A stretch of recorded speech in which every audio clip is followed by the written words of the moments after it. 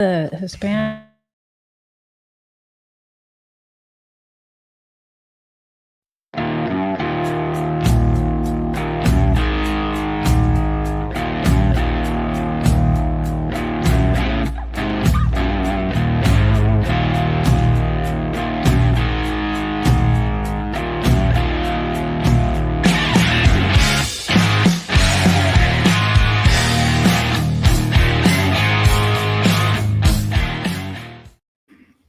Well, good evening. It's Wednesday, October 1st, 2025. Welcome to episode 125 of Porterhouse in Teal Live. And a few weeks absent, but we're back tonight to share a few thoughts. On tap for tonight, I guess we'll have a little bit of a homestead update, Q&A, liberal or conservative, a couple of homestead dilemmas for you, and some interesting headlines that caught my eye from this past week where a couple of governments, multiple governments, in fact, from around the world have embraced Big Brother, seemingly right out of the pages of George Orwell's 1984. And I'll also include a useful tip that in case you happen to forget your glasses, if you're folks like Rebecca and I, what would you say? Are we aging gracefully by the use of our glasses now for some 15 or more years at least? We need reading glasses. So I am going to give you a helpful tip in case you happen to find yourself in a restaurant or something like that, and you don't have any glasses, because I know that's a real pain. Mm-hmm. Yeah. But before we get to any of that, how are you doing this evening, Rebecca? Let's start there. Well, I'd have to say that I am better this evening than I was, say, last week. Right. Well, yeah, that's interesting, I guess, but maybe you could elaborate on that a little bit instead of leaving it hang there. As everyone knows that I had surgery on my hands. Does everyone know that? Most of the people know that I had trigger finger in both hands. Yeah. Both hands were operated. Okay. One hand, the one that had both fingers done, came out perfect. The one that only had one finger done started going the right direction and decided to go south. And after trying a couple different antibiotics, I ended up back in surgery. And the finger and palm was flushed and had a drain tube in the finger. And so I am back to stitches. However, the majority of the pain is gone. So it looks like we're headed the right direction. Well, I certainly hope so. Good evening, Tara Picker. Thanks for joining us. I certainly hope so. It has me a little concerned. This surgery that initially started back, in July?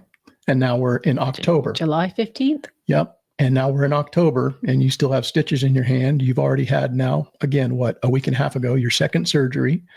No. And so... No, it's just 1 week. Okay. So a week ago, you had a surgery again where they put you completely out, did the whole thing with your hand. And hopefully, you'll be on the road to recovery this time for sure. But, who's to know, right? That's right. We won't know until, I guess, we stop the antibiotics and see what happens. Right. Yeah. They put her on some very, very strong antibiotics. So hopefully whatever was there, if that's what the cause of the problem was at all, then, that will have taken care of it, but we don't really know that yet. But correct. Yeah. Anyhow, I had a great run today. You know that? Yeah. Fantastic. It was one of my best runs in over 2 months, because I've been essentially kind of nursing an injury along through my training. And today was a day where I felt great out there. I had good turnover on my legs. Everything was clicking. I felt good.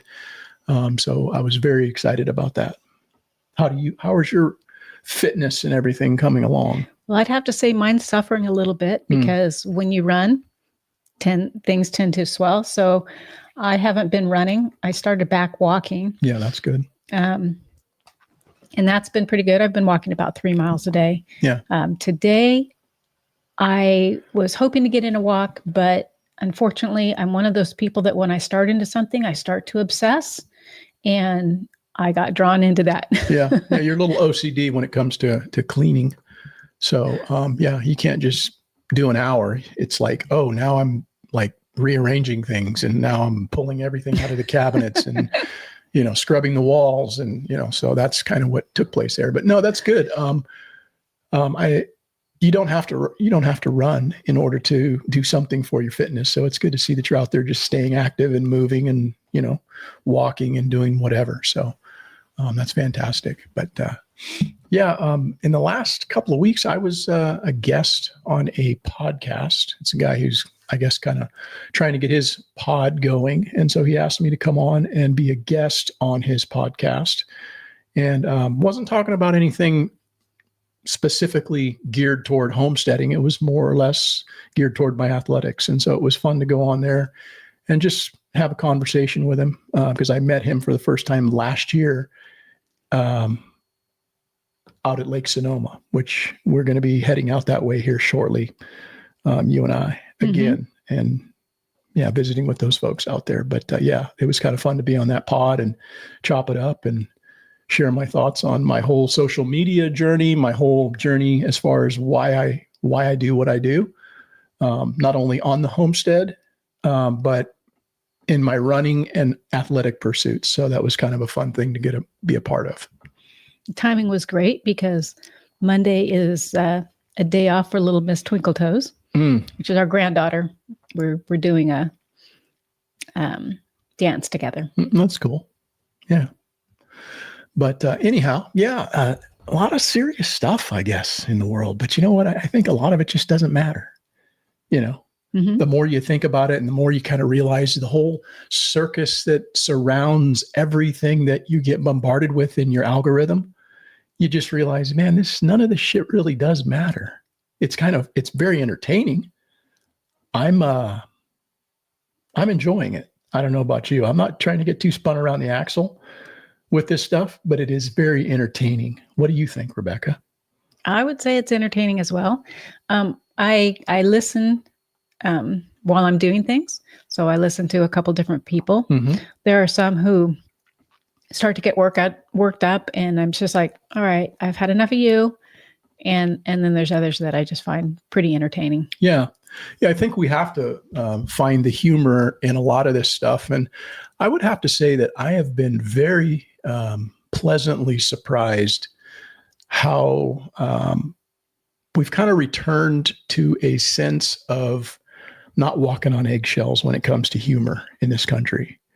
And we have a president who is encouraging people to laugh at themselves. In fact, he's poking fun at the other side on a regular basis. And I just think that that's hilarious, because they are trying to, get people whipped up into this idea that somehow because he makes certain statements, they're racist, or he's this or he's that or whatever, and how terrible it all is. But I actually do remember a time growing up when this stuff was very commonplace, and we could all laugh about it in this country. Just look back at the cartoons we used to watch. Yeah. I mean, they were a little insensitive, if we want to go down the road of, being sensitive about things. But the truth of the matter is that really nobody was hurt by that. And what I find is that a lot of people, it's kind of entertaining to watch certain groups of people get enraged on behalf of other groups of people who really aren't enraged about it. You see a lot of people on behalf of maybe Black people or another ethnic group, or maybe, poking fun at somebody who's fat or whatever.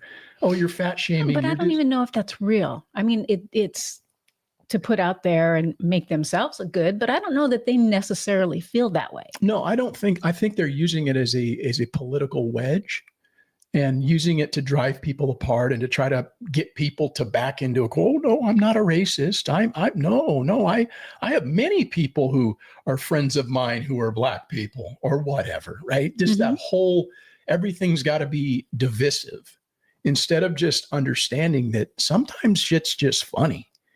And a couple of different things happened this week along those lines with I just kind of found out about it this morning, but it just tickled me. Just watching this meme that Trump had put out there, about the whole government shutdown thing, and with the mariachi band and playing the music, and he's wearing a hat, and and then they're just running around with their hair on fire like it's the worst thing in the world. And I find that refreshing, because here's the thing: in 2021, you would have been deplatformed for saying something like that.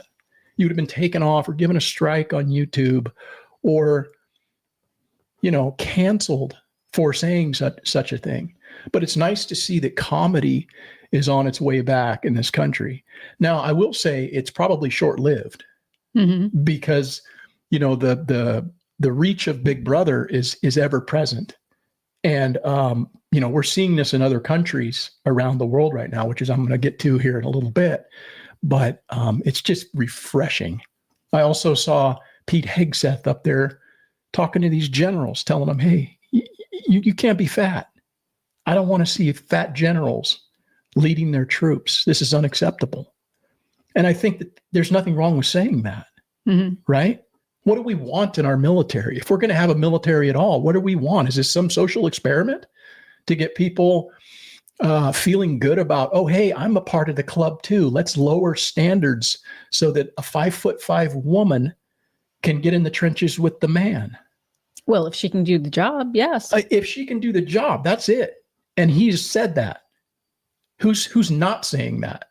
They're trying to say, oh no, these people shouldn't have that ability, but they want to lower standards. And I really find it fantastic that we're seeing that sort of thing at this point in time. So I think that's very positive, but I wanted to start out tonight with this video right here, Rebecca. I don't think you've seen this, but this is what I'm talking about. This is comedy. To me, this just tickled me because it's fantastic. Let's see if I can get my screen back here. Check this out. Hola, mi fellow Americanos, y bienvenidos al cierre de Schumer. That means welcome to the Schumer shutdown. We call it the Schumer siesta, right? It's the Schumer siesta. He put the government on siesta, crying Chuck. And El Hakimo Jefe Jeffries, we used to call him Dollar Store Obama, till we realized he's worth far less than $1. But they put the government on siesta to give illegal aliens your health care. We're not going to let it happen. I looked at both of them. I said, we're not going to let it happen. It's no bueno. I said, it's no bueno. They begged me. They said, but senor, por favor, please give illegal aliens the health care. I said, we're not going to do it. We're never going to do it. It's not going to happen. And they're also very upset about our big, beautiful sombreros. You look at them. These are the greatest sombreros the world has ever seen. We really have the best sombreros, and everybody wants one except Crying Chuck and El Hakimo Jefe Jeffries. They don't want one, but they're going to wear one when all is said and done. We're going to end the siesta. We're going to reopen the government, and we will not give in to the demands of Chuck and El Jefe. We're not going to do that. Thank you. God bless you. Dio lo bendiga, and God bless America. Thank you for your attention to this matter. That's fantastic. What do you think of that, Rebecca? That's hysterical. Are you offended? I am not offended at all. Are you offended that he was?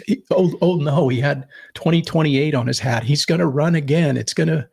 There won't be an election, right? Yeah. It's just comedy. But I mean, I think that's fantastic, and I'm glad to see that stuff like that has returned to the United States of America, at least, although it may be briefly.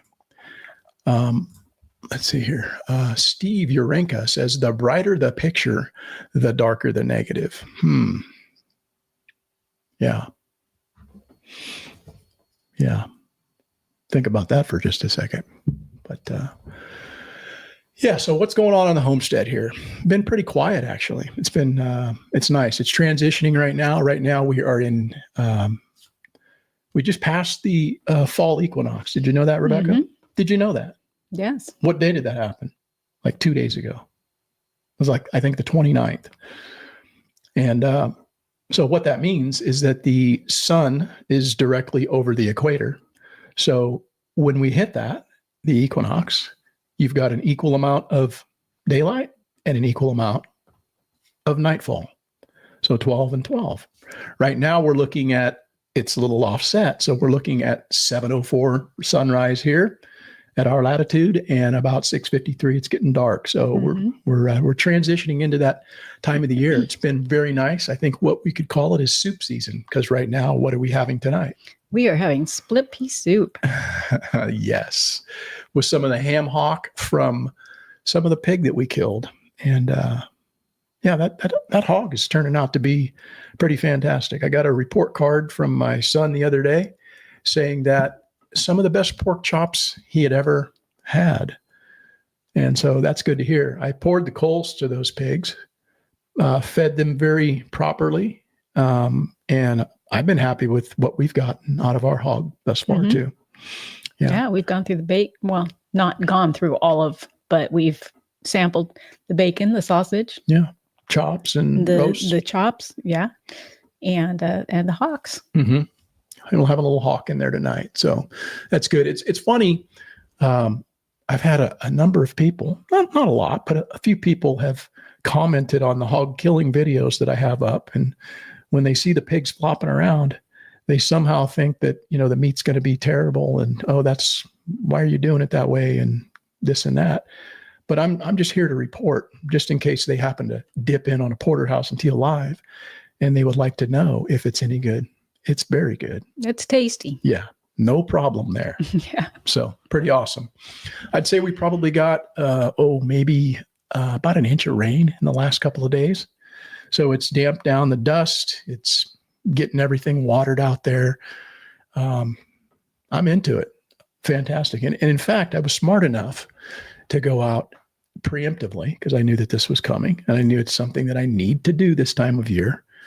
Especially since the gutter off the southeast side of the house was calling to me because portion of it was hanging off. Mm-hmm. So, but don't we get most of the weather from that direction? We do. Yeah. So yeah, we do.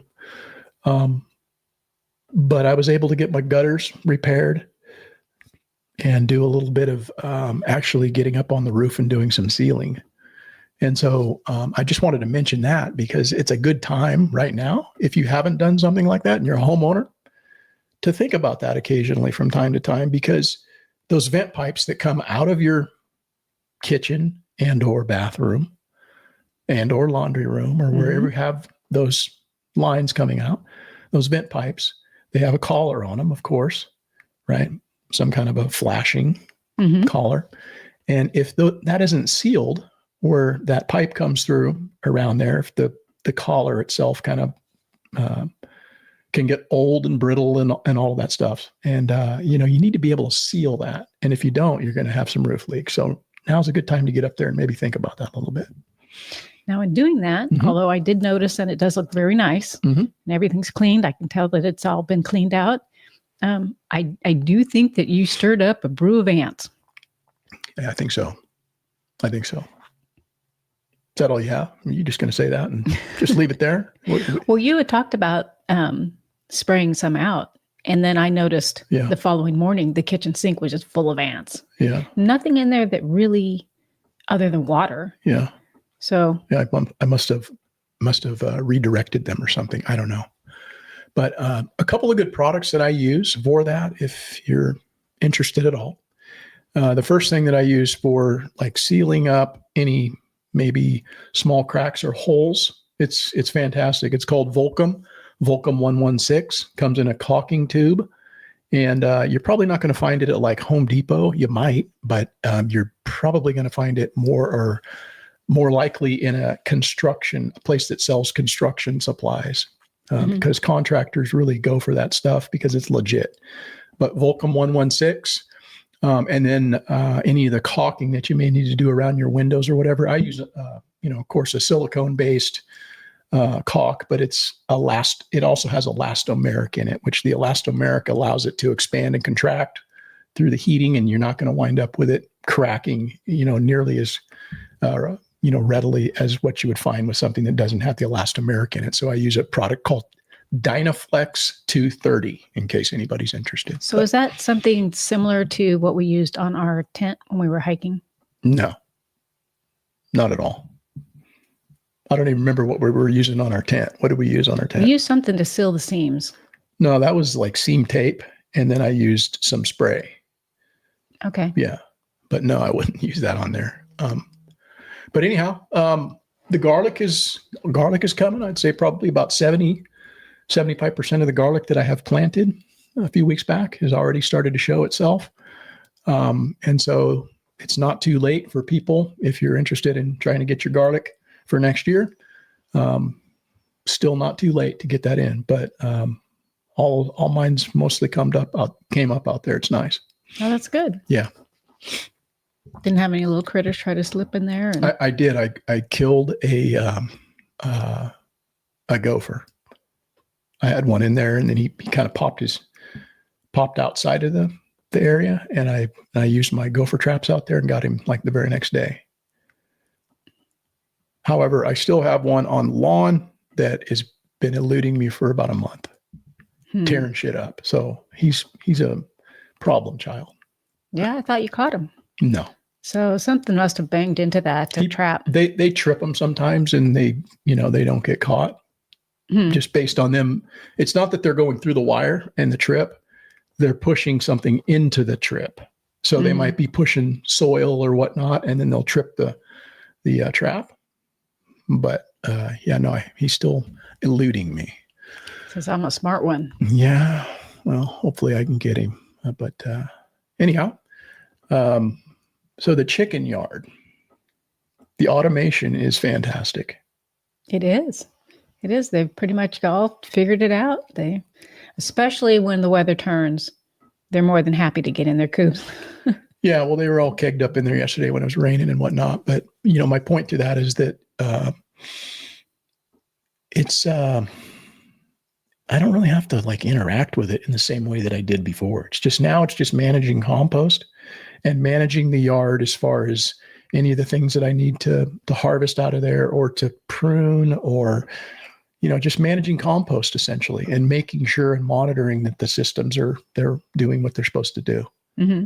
And they are doing what they're supposed to do. I really have only needed to feed the chickens once every 10 days now that I have that automatic feeding system. Haven't had to do anything with the watering.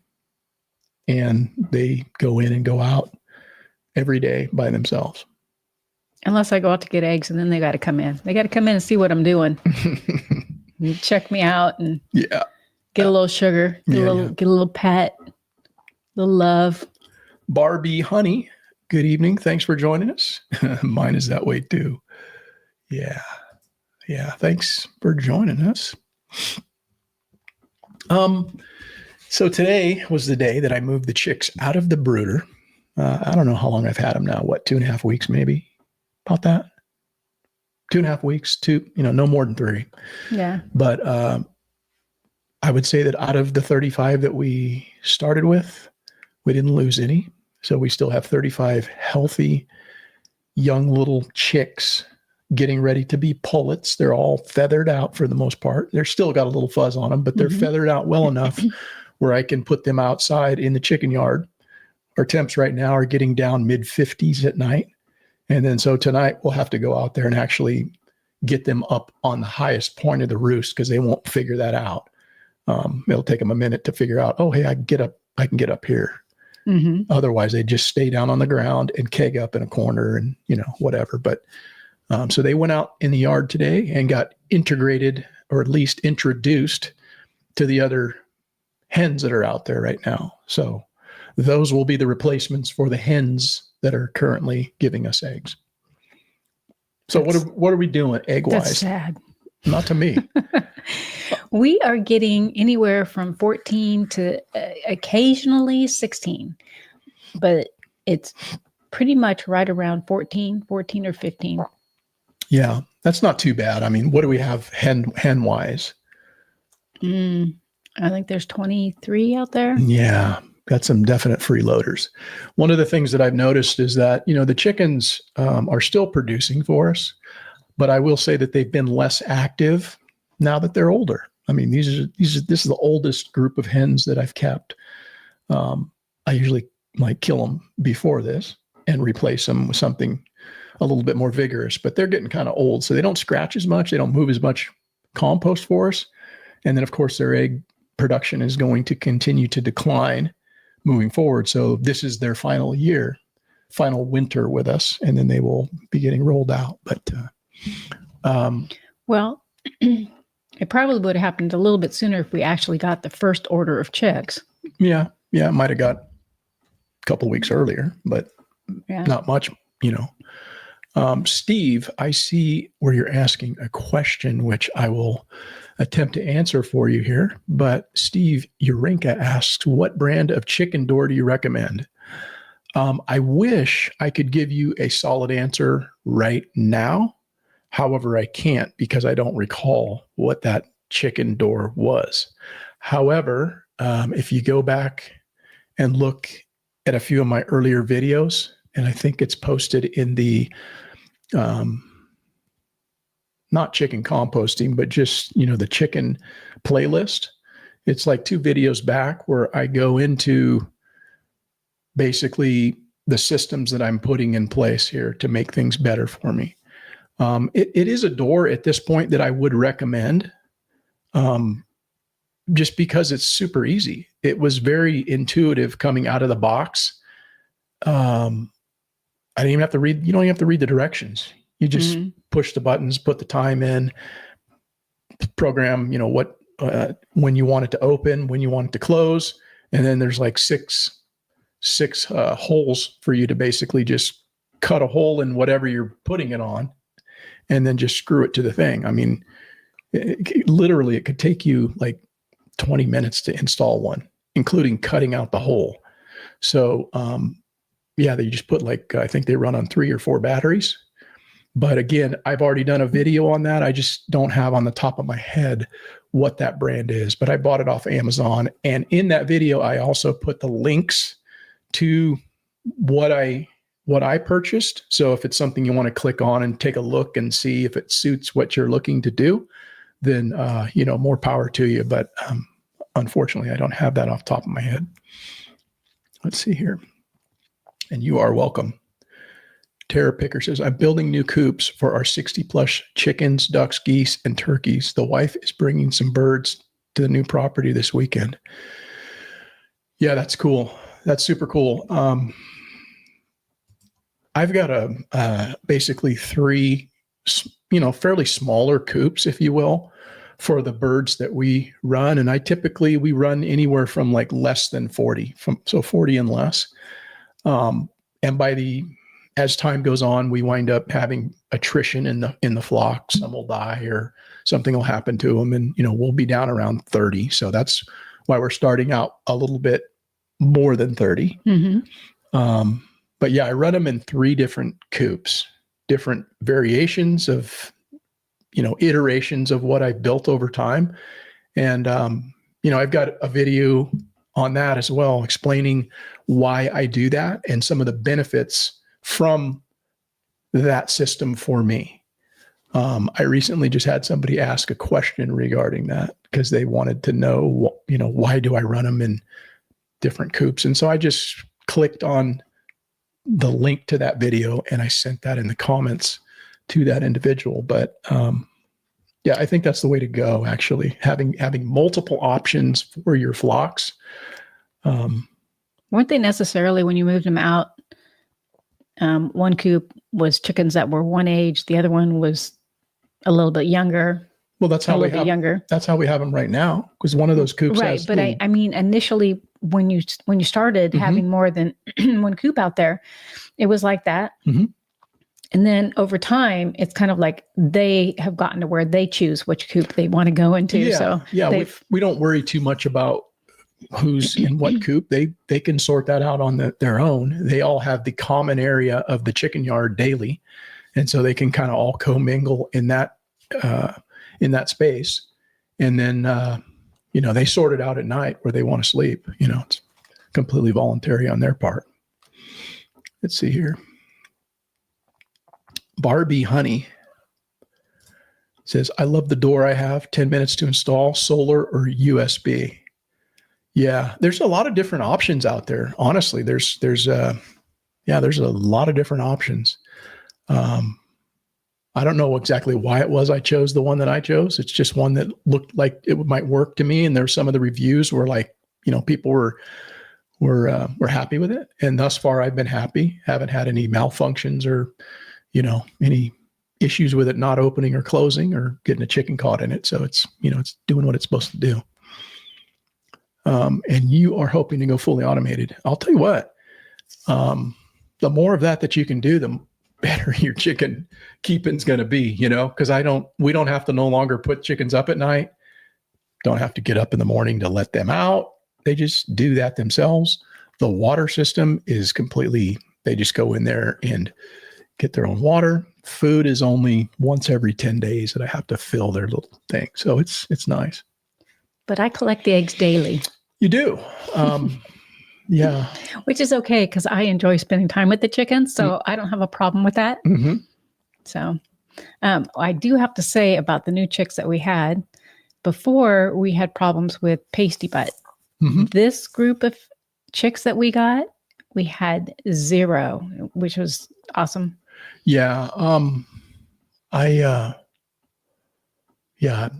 don't know. These were just a much healthier batch for some reason, I think it's because they got here so quickly. And there just wasn't any digestive issues. They just were like vigorous and ready to start drinking and eating right off the bat. And we didn't have any weak ones. And it was really all good. But multiple options is always a good bet.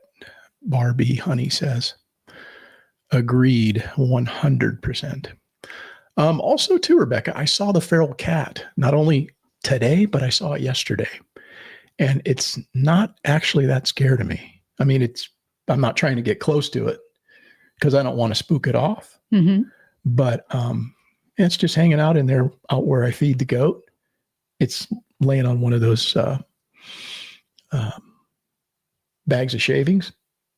Okay. Yeah, so it's hanging out in there, kind of staying out of the weather and probably coming out at night and eating gophers and mice and whatever else we've got rolling around out here at night. So that's cool. We got them. Yeah, we do. But yeah. Oh, a vacation coming. Yeah, we need to do that. But one of the things that's kept us closer to home is because of Rebecca's, her injury. We had planned to do some things, in September, but it just didn't happen because of the issue she's having with the surgery complications. So, vacations are always good. It's always good to get away from just the everyday, what you're doing. Right. Mm-hmm. Yeah. We had talked about possibly making it to the festival, for a day. Yeah. Incorporating that in, but again, like Eric said, I ended up back in surgery. So yeah, that killed that. Yeah. So I wanted to throw this one at you guys. Here's something that is a very useful tip, because as you age, your eyesight tends to not be as what it was when you were younger. And do you actually know why that is, Rebecca? Why your eyes are not as good as they used to be? You start to need reading glasses. Things are a little bit blurrier when you're trying to read. Why is that? Do you know? I'm assuming things get weaker in there, but I don't know for sure. Right. What it is it's multifaceted. There's actually two things that primarily contribute to it. And your eyes have a lens on the inside that helps to focus. And that lens is, it flexes with seeing far, it's seeing near. That's what helps it focus on seeing things far or seeing things up close. But as you age, the flexibility of that lens gets less flexible. It's not as pliable. So it's stiffer, in other words. Mm-hmm. Coupled with that, the muscles that operate the lens get weaker, to your point. So it's two, and it's multifaceted. Most people see that sort of thing come in around 40. I know I had heard that for years. Oh, when you're 40, you're going to need glasses. And I reached 40 and I still had eagle vision, but it wasn't till I hit 42 that all of a sudden I'm like, what the hell, man? Getting up to like read something in the middle of the night, my pager'd go off, and I'm trying to read the text on it to see where the call was, Mm-hmm. And it was like I was squinting and having a hard time doing that. So that's when it hit me.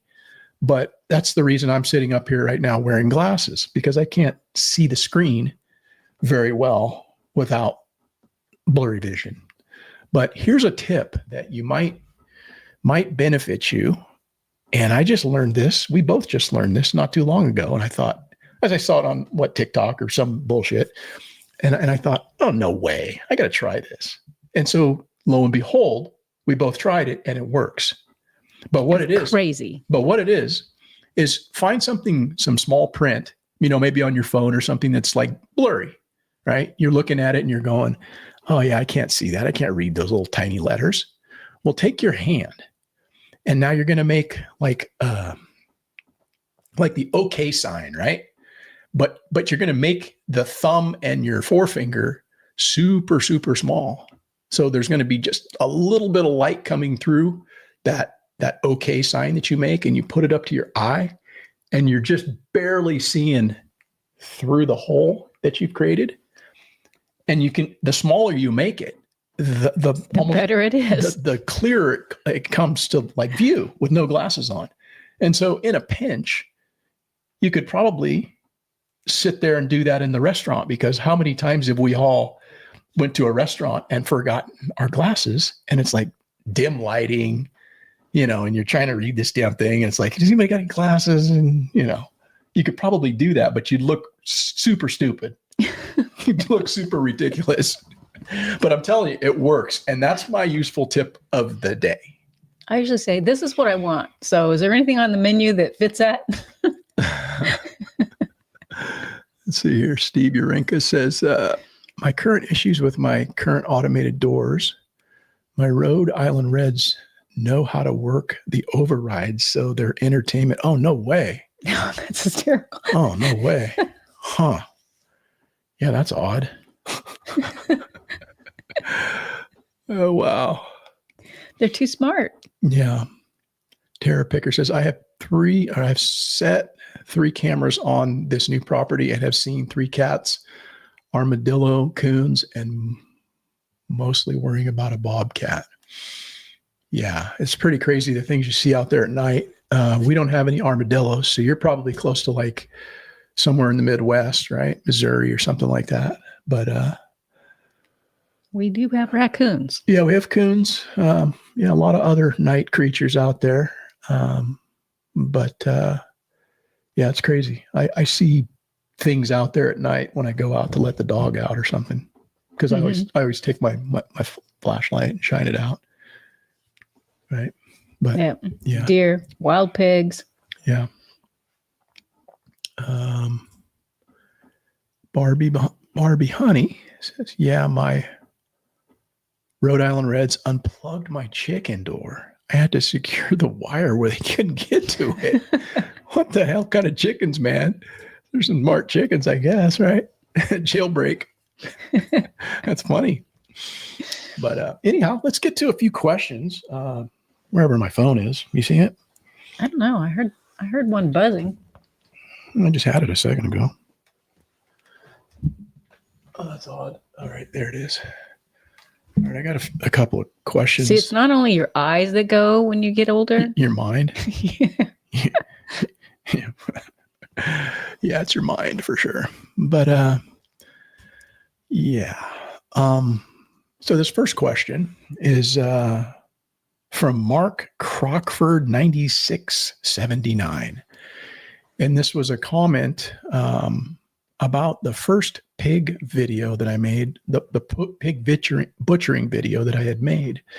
And I was having a conversation with the butcher, and we were just talking about, entry-level jobs for kids coming up, that sort of stuff. And he was talking about how he came up as a butcher, but not a lot of kids these days want to be a butcher or whatever, And it kind of morphed into, we were talking about the minimum wage here in California being raised to $20 an hour, for fast food workers now, not for everyone, but for fast food workers. So if you work in the food industry, you work at Starbucks and you make coffee, you make $20 an hour. You flip burgers at McDonald's, you now make $20 an hour. And now, of course, $20 an hour is nowhere near, doesn't go as far as what it did back then, right? When I grew up, it was $20 an hour was a lot.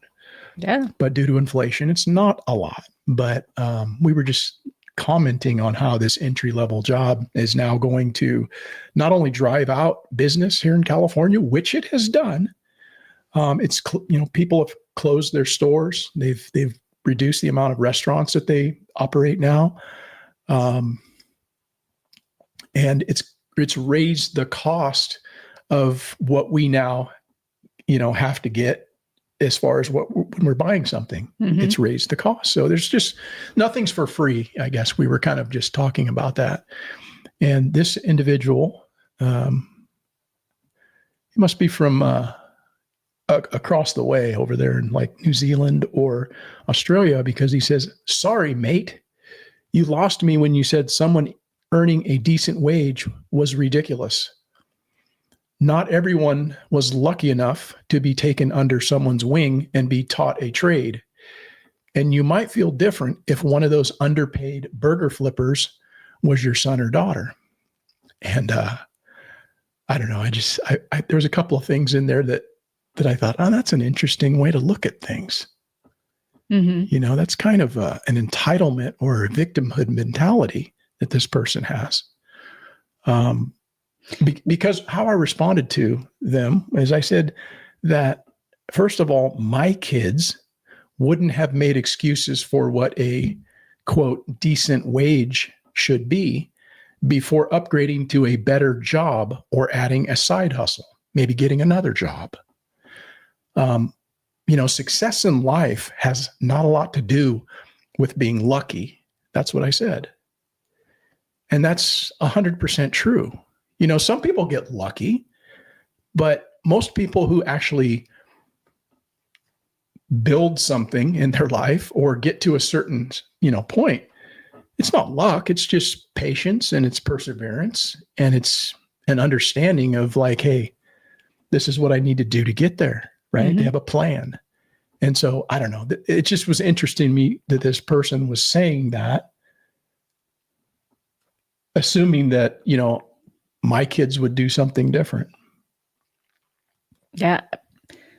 One of my favorite pictures is our son who decided that he was going to work for a sandwich store, and he was going to be the character on the corner in a foam suit. In a foam suit that was directing them towards the deli, which it was at the time called Mr. Pickles. So he was this huge pickle. Yeah, giant pickle. Dancing on the corner. And that was his job. That's what he had decided that he could do. He could be the better pickle than anybody else, and went in there and got himself that job, unbeknownst to us.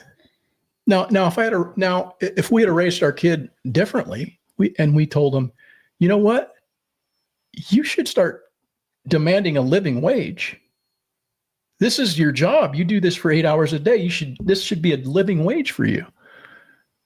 Mm-hmm. Maybe we failed in telling our son to look at that. Like that should be his end point.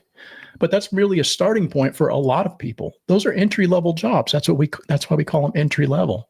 Mm-hmm. They're very low skilled. You could train somebody to do that job in less than 8 hours, right? In most of these jobs. All of our kids started out doing jobs like that. That's not where they ended up, right? I started out that way. Not flipping burgers, but I had different jobs that eventually was not my career. But it's just interesting when you get comments like this. And I thought that I would at least respond to him and then just bring that up, because it's like, yeah, I don't know. But it's that putting that drive in there and that desire to want to work, mm-hmm. I think is where we were very good with our kids, because they went out and looked for their first jobs by themselves. they went out and sold themselves. Right. So Yeah, I think that's important. Tara Picker says, I'm actually from London, living near Disney, Florida. Huh. Yeah, I didn't know they had armadillos down there. Yeah. I didn't know that either. Yeah. Yeah, it's cool. Huh. Yeah, I haven't spent a whole lot of time in Florida. Humid. That's all I can say. Humid. We were there for what, 4 days, 5 days? Yeah, down in Miami. It's kind of a crazy place. Certainly not representative of all of what Florida has to offer. I'm sure that it's a great place and a lot of great people down there. But yeah, Miami was kind of crazy. Barbie Honey says, I lived in SoCal my whole life, but recently moved to North Carolina. Almost nobody in SoCal suffers monetarily. Jobs pay well. I feel they need to raise minimum wage here because it's $7.80. Yeah, that's ridiculous. Yeah, I mean, that's something that, probably needs to happen for a lot of people. But here's the thing with what I was saying with that other person. Not only is that not your end point, as far as maybe it's an incentive for you to get a better job instead of like going, oh, I'm just going to stay here at the minimum wage, right? Mm-hmm. Develop more skills, make yourself marketable to some other person that's going to pay you a higher wage, but also live within your means, right? Mm-hmm. So many people don't live within their means. They want to bitch that they don't have a living wage, but yet they'll go out and buy a fucking $7 coffee every morning.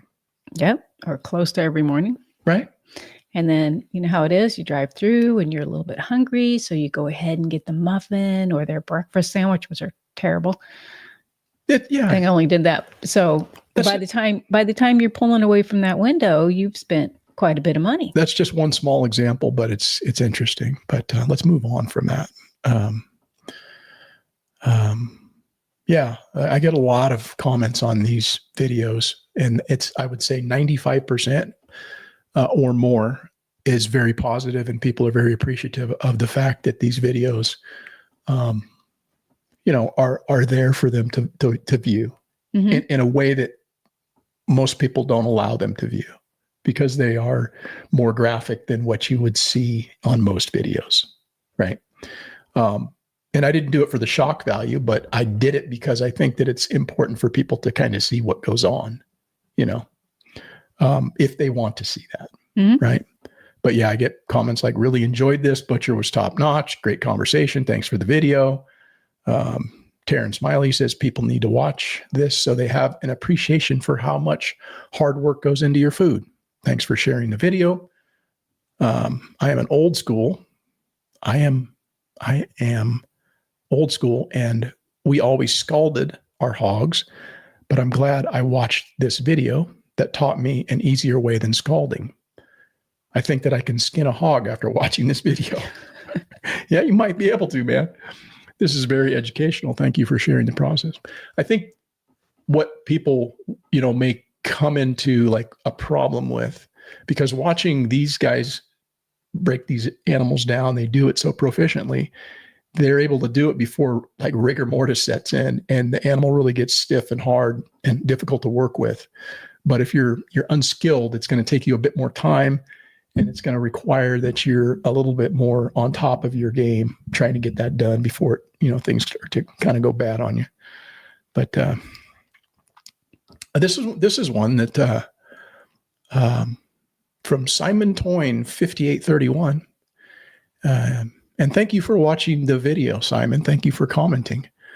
But he says, totally unfazed by the entire video, except except slaughtering the first pig in front of the second one. This was categorically an awful thing to do. And I have had a few people make that comment, right? Like, that like it's terrible that these pigs had to witness another pig being killed in front of them. However, when you watch the video, you come to realize that they're not like frightened by what they're seeing. They're actually over there sampling the fucking blood of the pig, or continuing to eat the food that's in the pen. They're very, very, very like, oh, whatever, man. They don't really care. What's your problem? Yeah. Like, what are you doing over there? I'm trying to eat, So it's not like they're stressed. It's not like they're at least from the way it appears to me. Mm-hmm. But yet there's a lot of people who are offended on behalf of the pig. And that's what I basically said. I said, thanks for being offended for the pig that was unfazed by the process. I mean, the pig's just being like, hey, whatever. But I don't know. It's interesting. I had somebody here that must be local. This is from Missy's and Jason's Country Road. And this was about a day ago. She says, Frank and Sons is awesome. He's done a few of my pigs and a steer. And I said, yes, shout out to Frank the Kill Guy. That's what he is affectionately known as here in the local area, in the Tri-County area. But yeah, that was cool. Mm-hmm. That's what it says on the side of his kill truck is Frank and Sons. And so, yeah, she's known. But just more great comments from people. This is from Wood 338. Says, I watched a lot of YouTube videos today. This was one of the greatest. Thank you, sir, for sharing the unedited video with us. And then just more of the same going, down the line. Yeah, I'd have to say that Frank is very efficient. Oh, yeah. Yeah, that's what he does. Like all day, like every day. And yeah, it's a pleasure to watch somebody who knows what they're doing do that in a way that's, like, wow, I wish I could do that. Well, you could if you started when Frank started and you do as much as Frank does. Mm-hmm. You'd probably have that kind of skill. But yeah, it's pretty cool. So that's it. Let's see. Barbie Honey says, where can we find that unedited video? Well, let's see. If you go into my playlist on Porterhouse and Teal, I believe all of those videos are under butchering, the playlist that says butchering. And I've got a number of videos in there, like butchering chickens. And I've got a steer butchering video in there when Frank came out and did a steer for us. But the pig one's the most recent one that I just released. Pretty graphic. I'm not sure how many,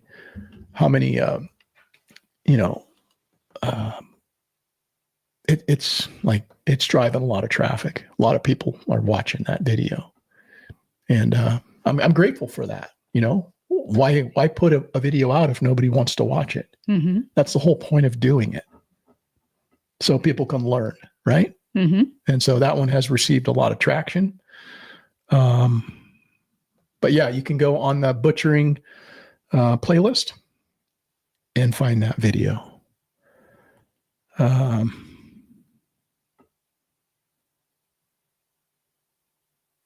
Yeah, it's gotten over 107,000 views. And that was maybe about 6 weeks ago.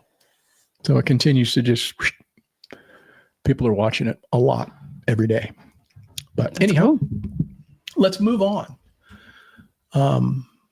Pigs grow fast. They're so cute when they're little.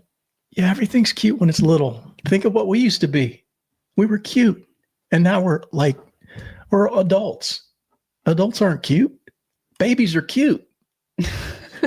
Aren't they? Yeah, everything's cute when it's little.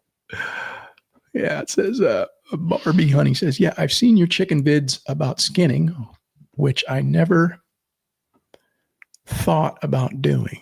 Okay.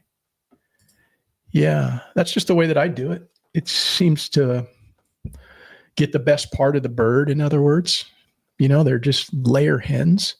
It's not like we're raising them for meat, but I get the best parts of the bird, thighs, legs, breasts, and tenders. And if I was really ambitious, which I'm usually not, I could get the drumettes off of them, but that's usually more work than I'm willing to do. And then our dog benefits from it. Yeah, she gets all that. So, okay. And I'd have to say she doesn't complain. No. Okay, so here's a quote for you, Rebecca, and I want you to tell me if this is a liberal or conservative. And here's that quote. It says, the only purpose of government is to protect the liberty of its citizens. Liberal or conservative?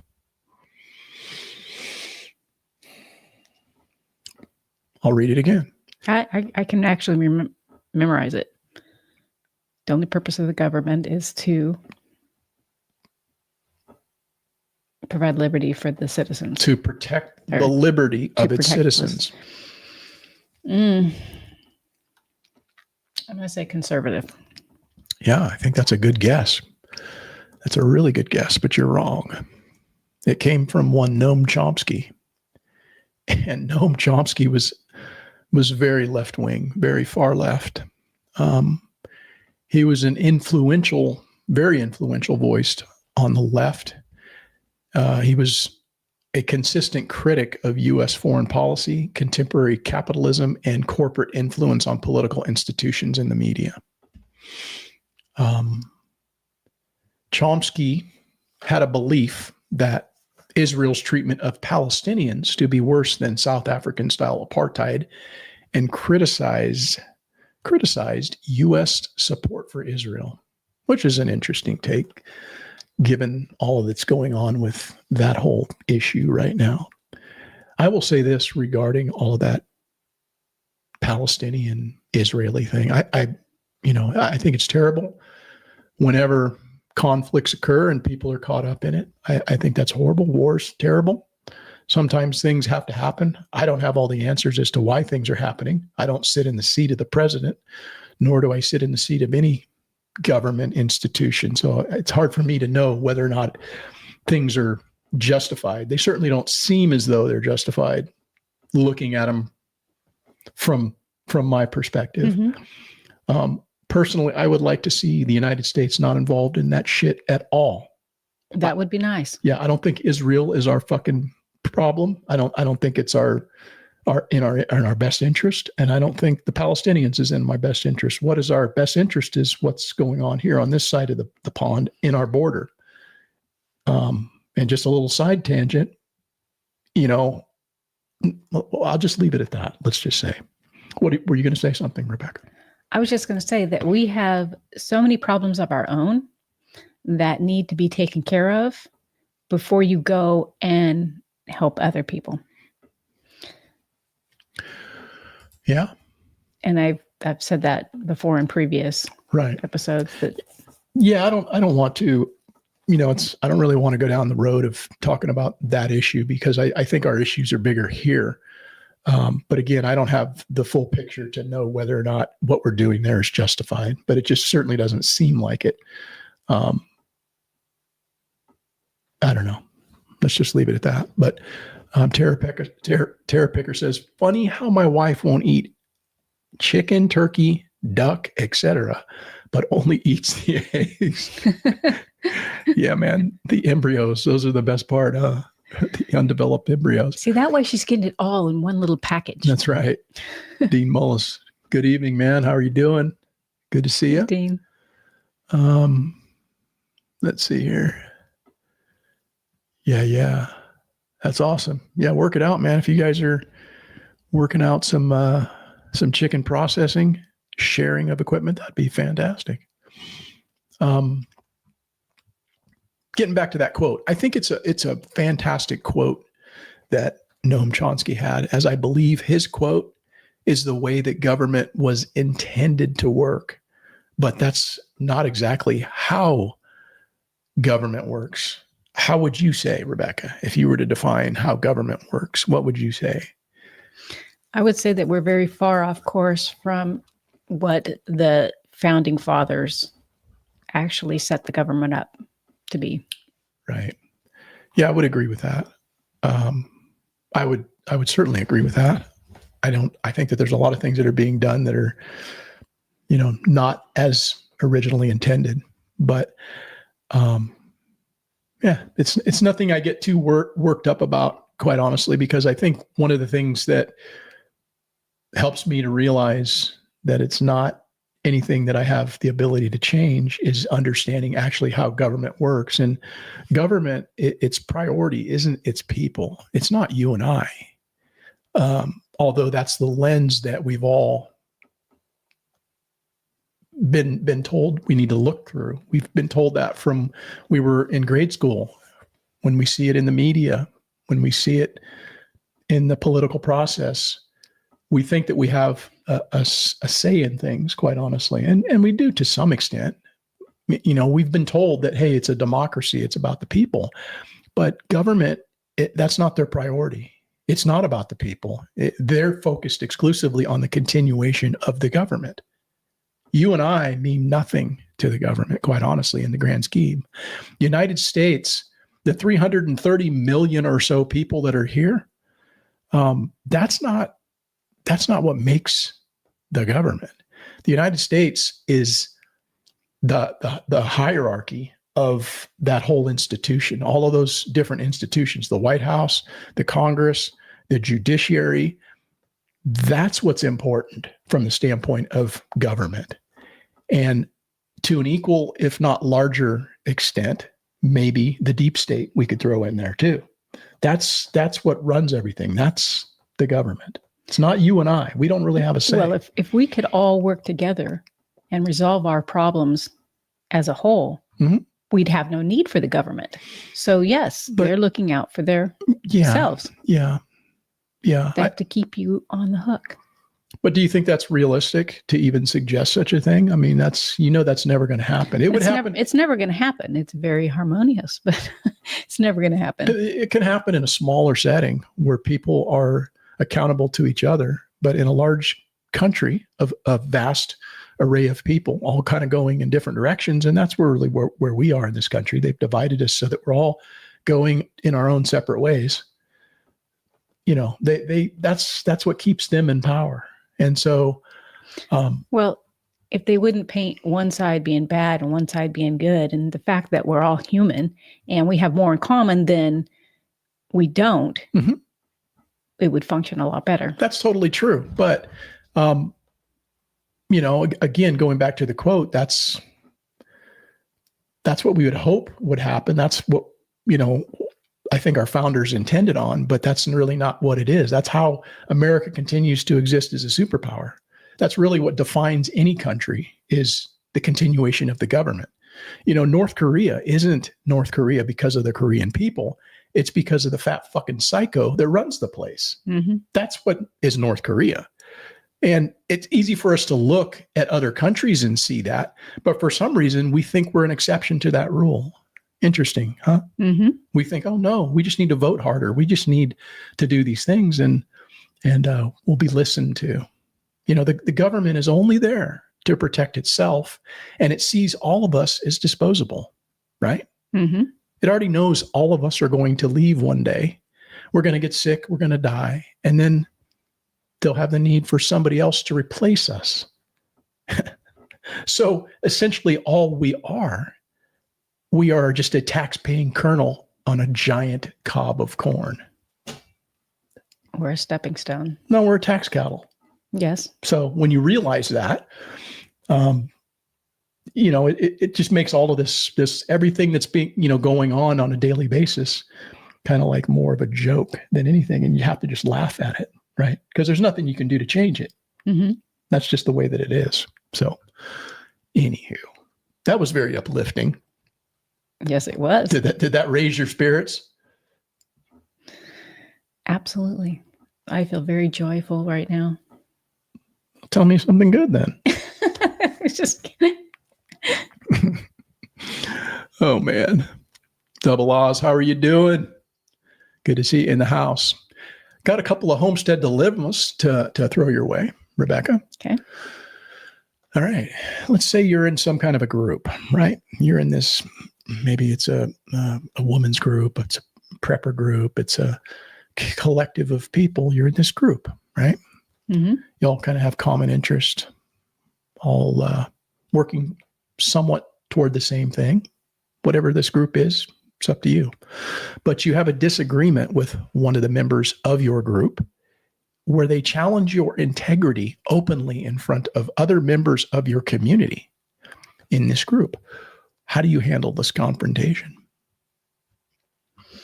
Do you handle it directly? Do you handle it alongside? Do you not deal with it at all? How do you weigh the consequences of you having your integrity challenged in front of this entire group of people that you're a part of? Depending on what it is, it may be something that I actually take on right at that time to kind of put that person in their spot. So it would be redirecting and actually putting it back on that person. And that might be what's needs to be done. If it was not quite as bad, I may do it directly with that person off to the side afterwards. Yeah. But from what you said, it's probably something that I wouldn't just let go because it would eat at me. Yeah. Yeah. I think I'm, the same way. I don't like if somebody is challenging my integrity, I'm going to defend my integrity because I believe that I have integrity. And if they're doing something where it's unwarranted or false, right? Challenging me in front of a group of people, I'm going to defend myself. Right. So that's why I say it may be the fact that it needs to be redirected. So you take it, reverse it, put it back on that person. Yeah, I would. And then they will have to defend themselves or flee. Yeah, it's getting down in the weeds about the details and the minutia of it all. But yeah, I think broadly speaking, I would tend to want to defend my own honor and deal with it right then and there. And then probably, like what you just said, I would also intend on maybe pulling that person aside later and seeing if we could hash things out in private. But I wouldn't want to have my integrity. I mean, that's the whole point of, if you're in a group of people, right? You're there for a specific reason. And everybody's reason is going to be somewhat slightly different, but it's all going to be the same because you're there for some benefit to you. Whether that's camaraderie, whether that's security, whether that's safety, whether that's whatever the reasons are, you are in this collective of people that you are getting something out of that. So it's benefiting you. The challenge to your integrity somehow takes away from that, in my way of thinking. So you need to defend not only your integrity, but your position within the group, I would say. Yeah. So that's how I would handle it. But, yeah. Let's see here. But again, I would say I would talk to a person on the side because it's possible that what was said was misinterpreted. Yeah. So it's better to clarify. Yeah. Okay, here's another one. This is the next homestead dilemma. We're only doing 2 of these tonight, so that's good. I'll let you off the hook early. That's good. My brain's getting tired. Okay, so here's one. Your adult child struggling with mental health issues, who still lives at home, neglects critical homestead tasks, endangering the family's livestock and crops. Forcing them to work could worsen their condition. However, leniency risks the family's well-being. Do you prioritize their well-being over the homestead's needs, or enforce the expectation for them to contribute to the greater good of the family unit?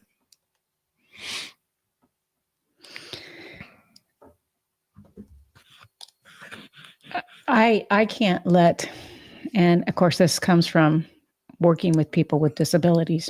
I can't just let them not be anything and not contribute to the best of their ability. And so my natural instinct is to progressively educate and work that person to be the best that they can be and contribute as much as they physically possibly can. Right. So, but it's in doing so, you're forcing that individual who's struggling mentally. So how do you approach it? I mean, yeah, that would be preferable to get them to maybe see things your way and to come out of whatever they're dealing with to contribute more around the property. Mm-hmm. But yeah. Well, you have to address why it is that they're having the issues that they're having. Is it that they're developmentally delayed? Is it that they're depressed? Mm-hmm. Is it, I mean, it might be that they need, I really don't like to turn to medication. It's kind of like one of the worst for me. If you can, through exercise or learning or something else that can rise that person up above. Mm-hmm. But I think that I would exhaust those to, again, help that person be the best they can be. I can't just allow that person to not do nothing. Right. No, that's a reasonable approach, I think. It's any time of these scenarios, you can always read into a lot of different angles to things because, I mean, this person with mental problems, as you said, could be depression, could be developmental delay or whatever. So you're already kind of like, don't know where to go with it. But in these scenarios, you kind of make up your own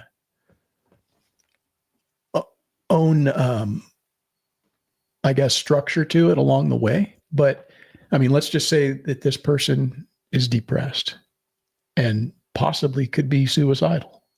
That could be a part of this scenario. Mm-hmm. And so if in fact that were to be the case, it would make it a lot more like you can't be a hard ass and just say, hey, get your ass out and work. You need to contribute, right? You need to address the underlying issue that might be there with the family member. So I think that's one of the things you have to navigate through and not just be cut and dried like, hey, you're going to have to do this. You're going to have to do that. It's you would have to say, let's deal with this person's mental issues first and then integrate them into, like you said, working and helping. And maybe that would be a bridge to get them out of that funk, in some way. But it's a difficult one. It's a dilemma. That's why we call them dilemmas, right? It is a dilemma, and trying to find out why it is a person is depressed or has anxiety or what have you. If you can try to work to that root and then build upon that. And it might be that you have to go outside of a family because you're too close to the problem. Yeah, that's a good point. Yeah. It's easy to sit here and say what you would do. And when you hear of other people who are dealing with, issues or whatnot, it's also very easy to put yourself into like, well, this is what I would do. But in reality, if you were in that position, how would you handle it? It might be different, or it might be similar to what the other person's doing, even though you're sitting here 100 miles away, looking at their scenario saying, well, this is what you should do. Mm-hmm. Right. Oftentimes people without any kids are the first ones to give you advice on how to raise kids. Which is like the last person I think you should go to, but yeah, right.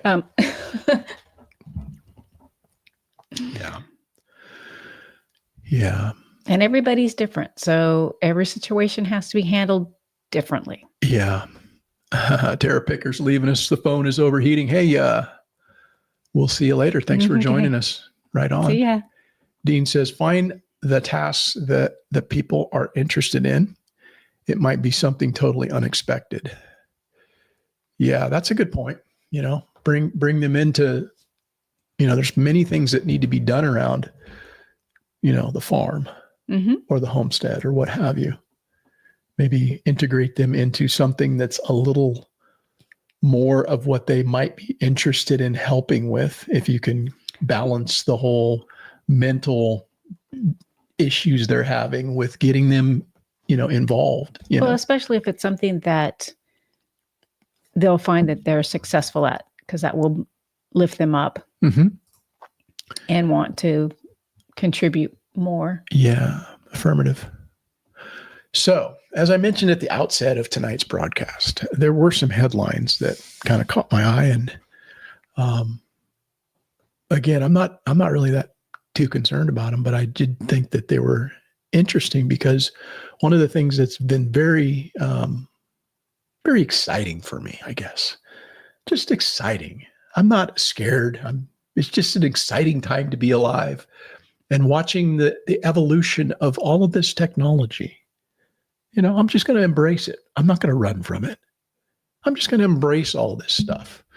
But as this technology rapidly is integrated into societies, not only here within our government and just everyday life, but abroad as well, it's pretty wild, man. It's very much dystopian. And here are some of the things that have happened in the last 7 days, starting in the great and mighty superpower of Albania, right? Mm-hmm. Albania, the big country of Albania. But they're in the news this week where they became the first country to appoint an AI assistant named Diala as a government minister. Isn't that crazy? That's crazy. Right? And Diala, this AI assistant, just gave its first speech in their parliament, insisting that she's there to help the people, not replace them. So you can take that to the bank, because Diala is reassuring everybody that she's not there to replace them. Though she's smarter than everybody else. But 100%, 100%. So the prime minister of that country is strongly in favor of this new member of parliament, and has sought to tamp down any of the concerns of the citizenry by saying Diala will make decisions 100% corruption free. That's a literal quote coming from this person. And so what first came to my mind is, you got to go think about that for just a second and go, all right, corruption free. Well, who's controlling the AI? Because everything that we get is an input from somebody, whether it's the written word or it comes from the internet. It's somebody had to put that in there for you to now consume it and go, oh, this is the truth, right? Mm-hmm. So who's controlling the AI? And so when I looked into it a little bit, I mean, this may not even be 100% accurate, but this is what came back when I looked into it. It's the AI, the large language model, the LLM, is controlled by OpenAI, which is Sam Altman, right? And ChatGPT. That's that guy. And then also Microsoft has a part of that, apparently too, I guess. So I don't know. It's just interesting, right? What do you think, Rebecca? I'm not so crazy about Sam Altman. So yeah, he's a whack, man. I mean, he's kind of creepy, that dude, looking at him. He's just very weird. A really cool interview, if you haven't seen it, you got to see the one where he's sitting down with Tucker, because Tucker's basically accusing him of having something to do with this guy that was killed. And somehow he's implying that Sam Altman had something to do with it. And Sam Altman's like, sounds like you're accusing me. It was a pretty good interview. No, I'm not accusing you of anything. No, but it just seems that way.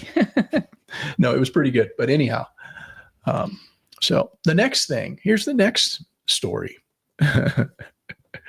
Diala. Yeah, I agree. AI should not be included in certain areas. Yeah. What areas? Because it's going to be everywhere.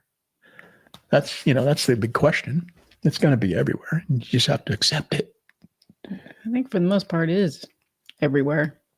Well, at this point, it's going to be so much smarter and more efficient than human beings. It's just going to be something that everybody's using. Mm-hmm. Right. But, yeah, until Diala takes over. Yep. So again, last week, also Vietnam deleted millions of accounts under the new biometric rules that they've imposed. And there were 86 million bank accounts that were shut down because they did not fall in line with the biometric rules. So, what do you think of that, Rebecca? Control.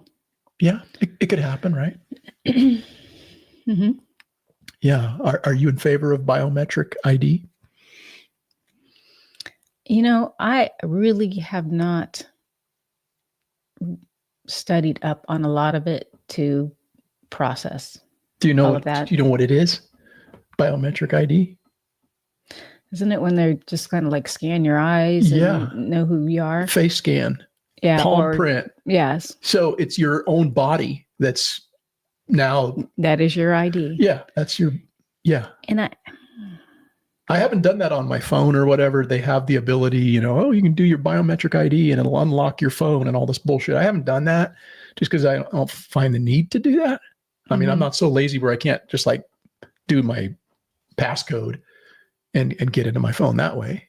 But they're already doing it and implementing it in all the places that we travel in public spaces. You go to the airport, you go to these places, they got all those fucking cameras there that are already doing that stuff. Mm-hmm. And then you're going to be already in some database, whatever, right? I don't like it, but I'm not losing sleep over it. I mean, whatever. Well, I know it's eventually going to come, and you're not going to have a choice. That's just the way it's going to have to be. Mm-hmm. But I would say for me, I probably would postpone it for a while. Yeah. Yeah. Because I'm not 100% comfortable. It's like taking your debit card now. Honestly, I don't know what the difference is if you slide it in or you tap it, but I really don't like the tapping thing. That bothers me. It's because you're old. Yes. Us old people, we don't like change. We like things to be, we like our Rolodexes. We like our rotary dial phones. We like all that sort of stuff. Things that can plug in. We like our Schwinn bicycles with the banana seat. We want to take it back to the old days, man. Not going to happen. Just get over it. But anyhow, the next one is that over in the UK, the United Kingdom, our friends across the pond, right? They implemented a digital ID, and the government has said that you cannot work in Britain, in the UK, unless you have this digital ID. Claiming one of the reasons why they're doing this is because it will combat illegal immigration. So let me get this straight. You guys fuck it up by opening up your borders for like the last 15 years, allowing everybody and their brother to flow across the border unchecked. And now you're going to come up with the solution. You're going to cause all the people who are there legally to comply to your demands. We need to do this for the greater good. You just need to let them put a chip in your brain. Oh, whatever. Well, why should I fight it? Right? What's the point? What's the point of fighting it? Am I going to lose sleep, or am I just going to go, this is entertaining? Because I'm being entertained. This is the greatest time in human history to be alive right now. It doesn't make any sense. It's amazing. But anyhow, that's what's happening over in the UK, one of our closest and staunchest allies historically. They are doing that and saying, you can't work unless you have this digital ID because we fucked it up. And now here's the solution. Interesting. And now, but see, they're supposed to be looking like the good guys because they've come up with a solution. That's how they do it. Swiss voters also, this is the fourth and final thing along this line, that Swiss voters have narrowly approved a plan for electronic identification cards. And it was basically sold to the public saying, hey, this is a time saver. We're going to eliminate all this paper verification. You don't even need a driver's license anymore. It's just, everything's just going to be electronic. You'll just get scanned and you don't have to show us this. You don't have to show us your ID to get into a bar. All of this stuff, we're just going to have all your information, all your biometrics. So are you worried at all about any of this, Rebecca? Does this bother you? Or I know we are both kind of set in our ways and we don't like change. And so when something comes up new, it gives us cause for concern. But I mean, are you What's your thoughts on how all much this? easier does that make it for them to tamper with and to check in and possibly turn off your things because you didn't do what they wanted to because they've got all of your information? Yeah. Even though, yes, they do pretty much have all your information right now. Mm-hmm. Yeah. I would say, I don't like it. I would say, let's see here. Barbie Honey says digital ID in Europe and no more guns in Canada after 10/1/2026, or it's a felony. Huh. Boy, they're moving in the right direction. Yay, Canada. Right? I guess that'll be the last time we go to Canada. Well, I mean, they got great hockey up there. So what? Yeah, I don't know. I got a puck and a stick out in the backyard.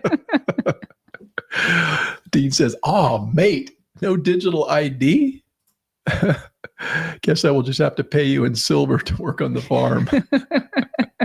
100%. Yeah. So I take it you're not that worried, Rebecca. I'm honestly not that worried either. But have you ever read the book, the Orwell book, 1984? I don't think so. I haven't read it, but I've, seen excerpts and, done a little bit of looking into what it was about and all that. I'm not a big book guy, to be honest. I don't like reading. Nor I.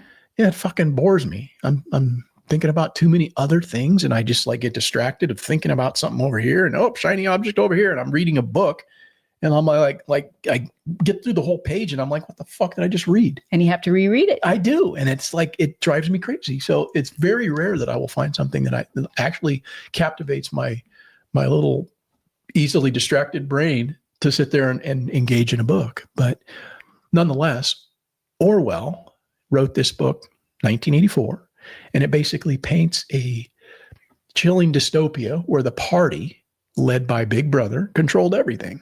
Sounds familiar, what we were just talking about. Truth, history, and even thoughts, where totalitarian was at its core, with surveillance everywhere via these telescreens, right? So it seems very much like what we're seeing today. Weird, huh? Mm-hmm. Crazy. And the regime, and whatever regime you're talking about, if it's China or if it's United States or whatever government, manipulates language through newspeak, erasing dissent. So we kind of saw a little bit of that in 2021 and 22 with the whole, you can't say this, that's offensive, we're going to cancel you, right? Mm-hmm. So again, going back to where I opened the show tonight with the whole comedy bit that guy was doing with the Trump thing. Yeah. That's fantastic. I'm loving life when I see that. When I see people speaking truth to what all of us are probably saying in private and saying it publicly, it's fantastic. That's what makes us great. Mm-hmm. That's what makes life worth living, is laughing a little bit instead of getting so fucking serious about all this stuff that's just more or less a distraction anyhow. So I'm not very concerned about this. But let me ask you, what percentage of Americans, because here in America, we are freedom loving. By golly, we've got our guns and a constitution, and we're not going to go along with this mandatory digital bullshit biometric ID system. The hell with that. I'm going to be on my farm selling and trading with silver. Yeah, that's going to be a very, very small, minute percent. We're going to barter with some chickens and some eggs, right? So what percentage, give me a percentage. What percentage do you think would go along with a mandatory digital biometric ID system? I should have actually done a poll or something so I could have kind of known where people on the channel. I honestly, I think that you're not going to really have a choice. It's just going to happen. That's not my question. I said, what is the percentage of Americans, as you believe Americans to feel about being American, would go along with this mandatory digital biometrics? We are supposedly divided 50-50 in the country. Every time there's an election, every time there's this massive election, kind of. There's, it's 51-40, or 60. 40 or So what is your right around percentage? Can you come up with a percentage, or you want to just pass on that one? I would say that there's probably 60% that people go right on with it. Yeah. I think that's initially that's probably a little high. But as it becomes ever more clear that you're not going to be able to work or to access certain things, people are going to be a lot more willing to do that. What do you think would have to happen in order for, Dean Mullis is chiming in, Barbie Honey's chiming in, 65% says Barbie Honey, and 73% of Americans took the jab. A good indicator. So see, I wasn't too far off. Yeah, that's a good one, Dean. I agree with you, man. So it gets sold to people, and people fall for stuff far, far, far too easy. Well, it's convenience. And so it's going to be put out there. It's going to sound good. It's going to make your life easier. Yeah. You won't have to do this. You won't have to do that. People will fall for it. Oh, sure they will. Sure they will, because people are stupid.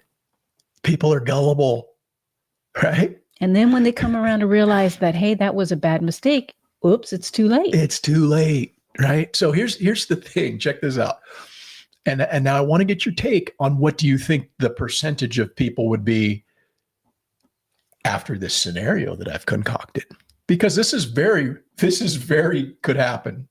Tell me that this couldn't happen, and that maybe that fourth branch of government, the deep state, could easily pull something like this together. I mean, hey, they keep getting dudes assassinated and telling us shit that isn't true. So, right before our eyes. Mm-hmm. So what makes you think they couldn't pull this off? And especially with how vulnerable people are. Steve Urinka says another civil war. That would certainly do it. I paid her chicken and eggs a jar. Oh, a barter. Said, I bartered chicken and eggs for a jar of honey, deer meat, fig preserves. Man, that sounds delicious. That's all I know about that. Fig preserves? See, she doesn't like figs. I get all the figs. It's a beautiful thing. I get to process them. I get all the figs. It's amazing. It's a joint effort. Oh, man. I process them. He eats them. Yeah, it's fantastic, guys. It's a great system. She's like, yeah, no, it doesn't sound like it. But anyhow, here's this scenario. And you tell me if that number that Dean gave of 73% doesn't just slightly go up a little bit. A coordinated cyber attack, state-sponsored maybe, from a rival nation hits the U.S. banking system and power grid all at once. ATMs freeze, online accounts vanish, millions wake up to no money, no lights, no way to buy food. Phones still work, but your bank's app says access denied. Chaos begins to ensue in cities, and long lines at gas stations begin immediately. Hospitals are on backup power, but the government says hackers are behind this. They are the ones who exploited this weak security system tied to outdated ID, and they push for a National Digital Identity Act promising real-time verification to stop fraud and secure the grid and return things to normal. So now what do you think, Rebecca? How many people do you think would be like, well, I guess there's nothing we can do. Might as well get on board. I'm going to say there's like about 85%. I'm going to say higher than that. Because that's the reality of it. Well, if there's smart enough people out there that have set themselves up that can function, say you have money in your house, so you don't have to rely on the bank to get in, and you've got enough food to feed your family and whatnot. So you're going to have a small percentage of folks who will have that going for them. See, the people that are most prepared are going to be the ones that'll hold out to the very last minute. But even at that stage, some people who are very competent preppers and have done a lot will get to the point where they as well need to comply, because if they make it so that you can't function in society without this new digital biometric identification, well, you're hosed. Everybody needs to. Well, eventually everybody's going to have it, but initially, that's where I'm saying 85%. I'd say it's probably closer to 90, because there's very few people who have enough set aside to withstand it for any length of time, and particularly if they put any sort of this isn't just restoring your bank account and giving you access to your money and all this sort of thing. But if they're going to tie it to that, it just makes it a lot more difficult, right? But I'm not worried about any of this, quite honestly. And I think one of the reasons why I'm not worried about this, Dean Mullis says, hang on a second, is less than 15%. So 85% complying sounds about right. Yeah, I would say so. I would say 90, just in the initial, because most people aren't in a position where they have things set aside in such a way. And so the way that I look at it, and the reason why I'm not very worried about any of that sort of stuff, is because we have been prepping for a while. We are in a pretty good standing, which is not to say that, if they make it to the point where, in order to get to your bank account or any of the assets that you have in the system, you need to comply with that, then we're fucked. Well, seriously. Good thing I didn't throw out that fig jam, because I could feed you on that, keep you going for a little bit of time. You're no help, man. What are you doing over here? Feeding me on fig jam? I'm already skinny enough. What the hell? But anyhow, no, I think that's completely plausible, though, because all that they need is some black swan event, like a 9/11 or something like that, to get people to go, oh yeah, Patriot Act sounds great. Yeah, let's do that, because, terrorists and, they're hiding, and there's all these terror cells and all this bullshit that they came up with. And, it's going to be the next big thing that comes up that people will just kind of go, well, I guess that's what we're doing now. Right. But again, I'm not worried about it because of how we've prepared. And I think that if people look at, this is how I look at it, guys. I look at, if you're a beginning prepper, right? You're just somebody getting started and whatever, or even if you've been doing it for a while, one of the things that's kind of good to look at from the standpoint of, are your needs being met? Is just look at the Maslow's hierarchy of needs, right? Maslow's hierarchy of needs is just a 5-tiered pyramid, where the base of the pyramid is the most important stuff. So it's the widest part of the pyramid, right? And then as it goes up, each of those smaller tiers is less important. But there's 5 tiers. And the first one is basically just your physiological needs, right? Everybody has physiological needs. So what is that? That's your air, food, water, shelter, clothing, and just having some basic level of health, right? Not being so fat you can't get upstairs and do whatever. I mean, these are all things that you need to do in order to survive. So physiological needs first. And if you meet those needs, and you have, the key thing is redundancies, right? More than one water source, food put away for, how much ever time you plan on putting food away. All of those sort of things, it makes it a lot less stressful knowing that, hey, I can survive if we meet that storm, these basic things. And then the next is obviously your safety needs, which would include your security, financial stability, living in a safe environment, those sort of things, being safe, with those physiological needs being met. And then the last 3 are more or less just kind of they're more cerebral. If anything, they're not physiological. They're mental or cerebral needs. So love and belonging, relationships, esteem, all of that sort of stuff. Self-actualization, whatever, you can put that wherever you want in the, needs for you, but that's how I look at it. And so I don't know. I think it's good to do that. I think it's good to review that. And if you do that as a person who's prepared, a prepper, like you were doing that today, right? You were doing some pantry management. Mm-hmm. I was getting a little carried away.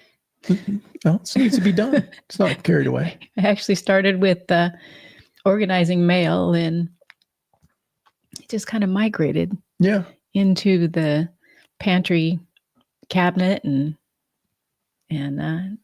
just going through stuff that had been in there for quite some time, didn't need to be in there for any time, and cleaning up and reorganizing. And that's important to do. Take stock of your inventory, find out what you need. In fact, what we need to do actually is, because I use some of the antacids, I don't often need that sort of thing. So it had basically been sitting in there for a couple of years, and it's still good, but it's outdated by a couple of years. So we need to go through some of our over-the-counter medicines that we have, and just ensure that what we have in there isn't super outdated, or it needs to be upgraded and that sort of thing. But all of those kind of things, right? Mm-hmm. Making sure that you have cash. That's a big one for redundancy. When you travel, you should have cash somewhere on your person or in your vehicle. So my personal belief is that every vehicle should have some cash in it to some degree. That's a personal preference as to how much, but I would start at probably at least 100. Mm-hmm. And you may want more, but no less than 100. Yeah, those are the types of things that makes it so that all this bread and circus bullshit that we see constantly in our feeds and our algorithms and just in daily life, if you're paying attention at all, it makes it a lot less of something that you have to concern yourself with, and you can look at it and just kind of fucking shrug your shoulders and go, these fucking people are retarded, and just laugh about it, right? But cash is a big one because, you might be somewhere and find something that you need cash to purchase at that particular time. Like, oh, hey, let's get that. Let's grab that because they want this much for it. And boom, there it is. We can snag it. Or it could be to help you navigate your way back home if you happen to be somewhere and the electronic banking system goes down, which can happen, will happen. You might need that to be able to get yourself back home in some regard. So it's just little things like that one can think about and do. And if you review those things that are going to make yourself a little bit better and less stressed when shit goes down, it's all good. Yeah. So honestly, I start with like about 20, and then I just keep adding to it and allow what it is that I have in my vehicle or in my house or in my purse. I just kind of allow it to grow. Yeah. But once I reach a level that I'm comfortable at, I continue to allow it to grow, but I don't let it dip lower than the amount that I was choosing to have my base level at. Right. No, that's smart. That's super smart. Dean Mulla says having gold and silver is a good prep in my opinion, but the current rise in value is disturbing because it just shows how fast the dollar is devaluing. Yeah. All of that, man. Diversity, I think, have a little bit of all of that sort of thing. Don't put all your eggs in one basket, but yeah, certainly having some gold and silver.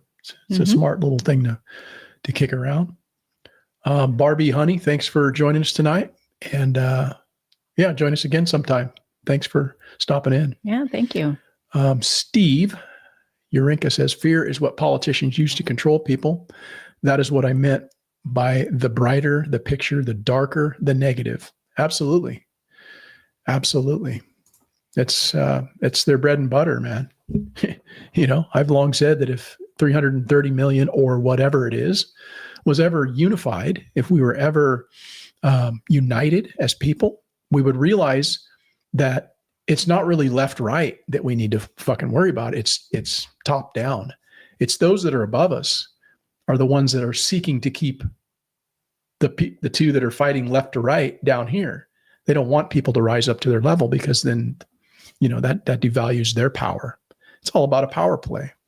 So, I'm not too wrapped around the axle on any of that, because all I can do is do what we do. And I think we've done a lot, and I think we can continue to do a lot, to just live our lives and be less dependent upon others for the things that are going to make our lives good, and just do a little bit of homework. And it takes time to get there sometimes, Mm-hmm.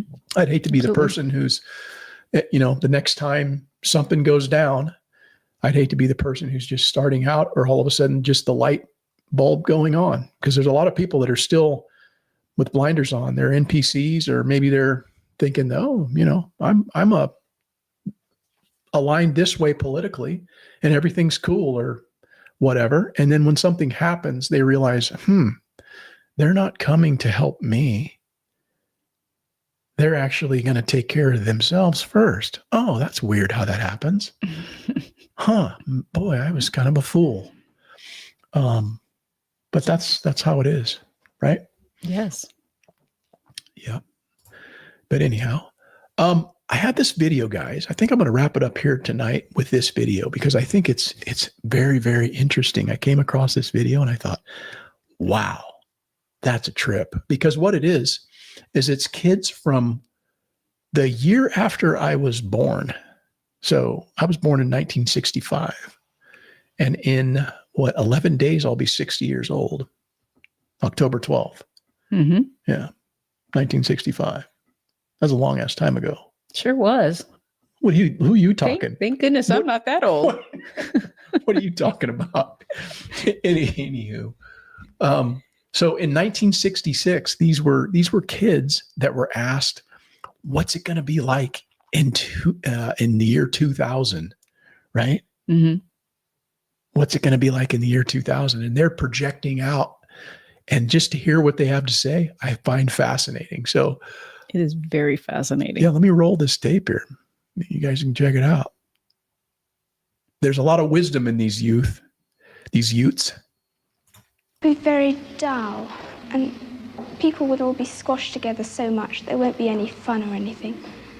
And people will be rationed to the amount of things they can have, because if they had too many things, it would just squash their houses, and there just wouldn't be room for them. And the black people, won't be sort of separate. They'd be all mixed in with the white people. And, the poor people and rich people will become the same. Well, they will be poor and richer, but they won't sort of look down on each other. I think it's going to be very boring, and everything will be the same. I mean, people will be the same, and things will be the same. First of all, computers are taking over now. Computers and automation. And in the year 2000, there just won't be enough jobs to go around, and the only jobs there will be for people with high HQ, high IQ, who can work computers and such things. And other people are just not going to have jobs. There just aren't going to be jobs for them to have. I expect they will set aside parts of the country solely for recreation and have large blocks of built-up areas. Well, I don't like the idea of sort of getting out and finding you've got a cabbage pill to eat for breakfast or something. Well, I think all these atomic bombs will be dropping around the place. And one will get near the centre, because it will sort of make a huge, great big crater. And then the world will just melt, and the world will become one vast atomic explosion. Some madman will get the atomic bomb and just blow the world into oblivion. There's nothing you can do to stop it. The more people who get bombs, the more somebody's going to use it one day. Well, I think that it'll be so overpopulated that there'll all be wars, all nuclear explosions and everything. It'll make the Earth, too much radiation on it. It'll become too hot to live on. I don't think there is going to be atomic warfare, but I think that there is going to be all this automation. People are going to be out of work and a great population. And I think something has to be done about it. If I wasn't a biologist, that's what I'd like to do something about the population problem. Try and sort of temper it somehow. I don't know how. I think it'll be people will be regarded more as statistics than as actual people.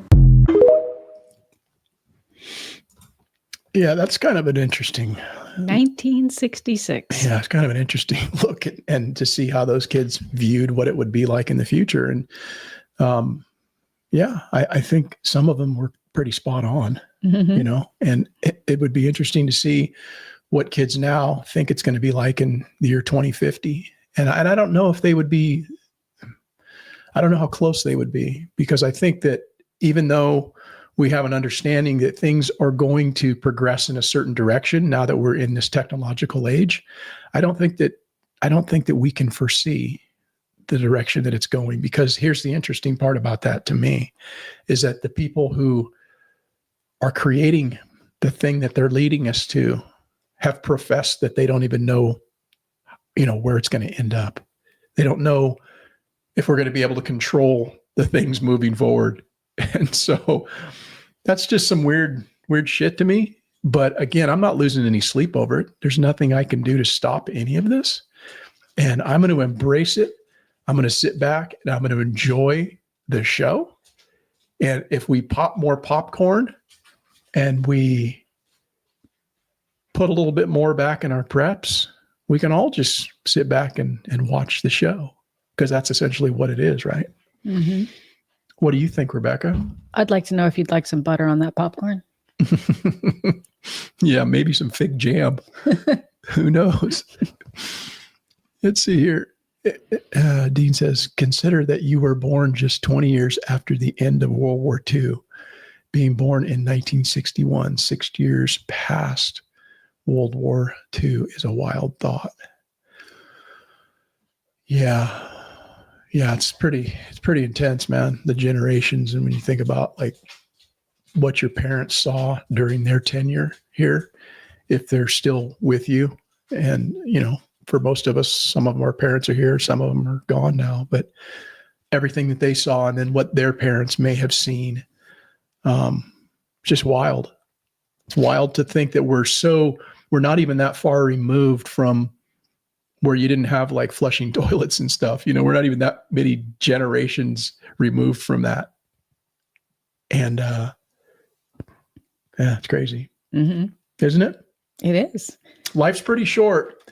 And so I think it's important to not get so overwhelmed with all the bullshit, because most of what we see on a daily basis in the news, it's just that. It's just entertainment. It's just a way to divide people. And I think that if more people could understand that and realize that everybody's, here for the same reasons.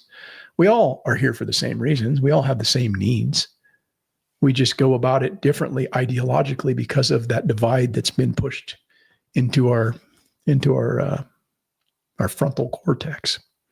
Well, and you don't really even have to have that divide. I mean, you can realize that you have differences, but that doesn't need to divide you.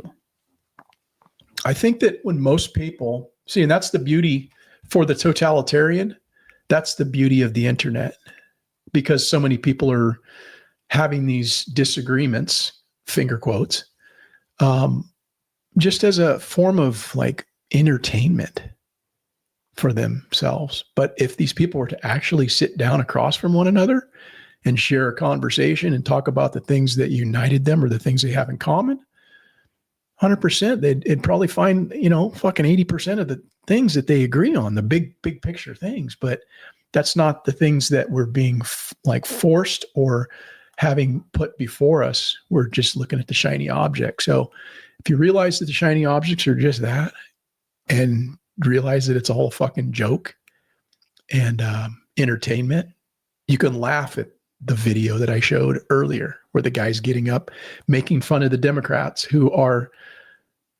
feigning outrage for alleged and perceived racism.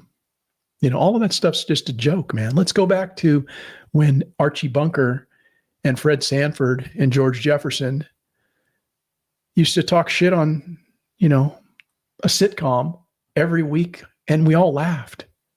Everybody was laughing, right? But some people were offended, just like the person being offended by the pig that had to watch the other pig get slaughtered. The pig didn't care. The pig was like, yeah, let's eat some more food. That's what we were all doing in the 70s. But we need to go back to a little bit more of that, I think. And I'm actually encouraged to see this comedy show known as the Trump administration, because that dude's a fucking comedian. He's a straight up comedian. He says some funny ass shit. He just does. And it offends people. And I think that's great, because if you're somebody who's willing to get offended by somebody telling an off-color joke, you're the fucking problem. You need to lighten up. But yeah, it's a comedy show. The Trump administration is the Trump show. And yeah, a lot of the things he's done, I'm not super cool with. Well, not a lot, but there's some big ticket items that I have an issue with. But I have to come to the realization that I'm always going to have issue with what politicians do, because I'm not a bootlicker. I'm not somebody who's going to just go along with somebody because of party. If I see you doing wrong, I'm going to fucking say, I'm not into that, or that doesn't align with my values. I think that's bullshit that you would hide and protect people who are abusing children. I think that's a big ticket item for me. I'm not going to get into it tonight, but just, I'm not a check the box, make America great again, fucking bootlicker. There's shit that's happening that I'm not cool with, but there's some stuff like the comedy, bring it on. Like old boy sitting up there telling the generals that they're fat, and it's bullshit that we had somebody before telling you that it's okay to wear a dress and be in the military. We got dudes saying like what needs to be said in a real way. Let's bring more of that back. That'll make America great again. That's my opinion. What about you, Rebecca? I'm done on all that. Do you have anything you would like to add? I agree with you. It just seems that things, and again, this is an older person talking, but things seem to go a lot better when they were simpler. Yeah. So the more complex everything's made, the more difficult. You know what? I'm okay with complexity. I mean, I think we need that as we age. We need complexity in our lives in order to stimulate our brains. I'm okay with things being more complex. I just don't like them being like going in the wrong direction where we can't laugh at each other. Mm-hmm. Comedy's a big relief, man. If you can sit down and laugh, that's awesome. And when we lose the ability to laugh at ourselves and tell jokes, racial jokes, fat people jokes, whatever, then that's kind of like a direction we don't need to go in this country. So, yeah, Steve Urinka says, I'm missing the good old days when people didn't get butt hurt and low amount of butt kissers. Yeah, I think we're headed back that way, or at least in the short term. Who knows what's going to happen in the future as, things ebb and flow in politics. And we really avoided quite the disaster in having a second coming of Kamala Harris this last time, because I could only imagine what things would be like in this country right now. People would be walking on pins and needles. This channel would be struck off the fucking YouTube. Absolutely. Because, you can't just say certain things, right, that are going to hurt people's feelings and offend them. If it's offensive, you need to be told it's harmful content and pulled off the internet. And that's where we're headed. And it's great to see that, at least for the short term, people have the ability to voice their opinion. Free speech is back, in a sense. And we can laugh at those who are getting butthurt about being made into a meme.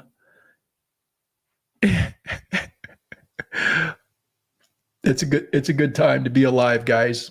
Let's go out and try to be better tomorrow than we were today. And remember, homesteading is not harmful content. I'm hoping that we join you next week. If we don't, we'll join you when we join you. But it's been real. And yeah, I'm going to leave it there. Do you have anything else you'd like to add, Rebecca? Any of your words of wisdom? I don't know that I have any words of wisdom other than to do exactly what Eric said, is to be better tomorrow than you were today, and keep prepping. Yep. And take care of yourselves. Yep. Think of yourselves. Take care of yourselves. Yep. We're going to go have some homemade split pea soup with a little bit of garlic bread.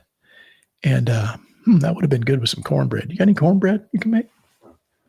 Out of a box.